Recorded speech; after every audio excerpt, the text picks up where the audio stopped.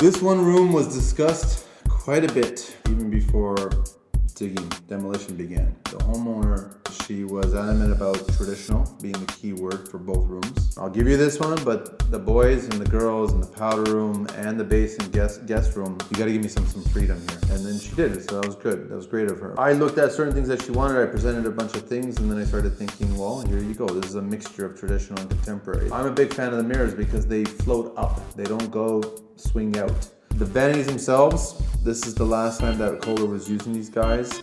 They're a Thistletown model, but then we mixed it with some nice undermounts and we kept it with classic traditional antique faucets. We went with the line of the actual vanities regarding fabrication of the stonework, and it looks sharp. There's the mosaics, basket weave all the way around, the door opening around the tub, the tub on a curve.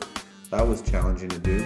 You know, each individual I put in there, but it actually worked really well because the top of the tub is rectangular, but the bottom is oval. The master bath is really about that tub.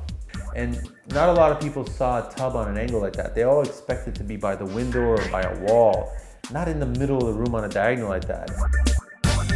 And she always wanted a Roman faucet, and that's a classic antique Roman faucet that works really well, and that was interesting to install. First time, of course.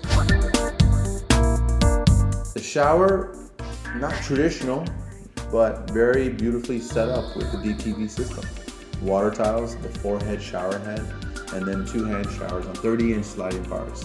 And the idea was, why don't we continue the herringbone up the back wall, because originally it was going to be all white in the shower. Then I started thinking it's going to be too boring, too plain in that shower, needs to add some dimension, some elements that could, spice it up a little bit, and that's why the back wall actually went with the herringbone and also kept it the same border with the basket weave, bringing it up to the ceiling. The bulkhead was designed so that actually you bring that shower head down to a nice height where you're not losing a lot of the temperature of the water. And it gave me the freedom to put a strip light up there, an LED strip light from Luminous, and then it's a nice glow. It's a nice soft glow through the whole shower. And then we're using the Flirco door. You can swing it in, so all the water that's on the glass itself will stay inside the shower, and you don't have a puddle building up on the outside of the shower. I like that you have a trough drain in the shower.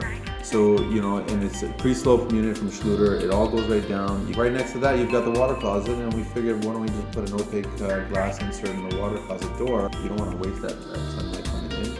And we put a beautiful Archer one-piece toilet in there. And the whole floor is heated. Basket weave is a very contemporary pattern. So it's interesting that you're taking the two patterns and you're mixing the two together. And you gotta also remember that 90% of the visible cuts in this tile work, they had to be perfect, bang on perfect. They had to keep in the tradition of the spacing and everything like that. We couldn't mess up. So I like that you have those two mixes of tile in this bathroom. Then she wanted it built-in.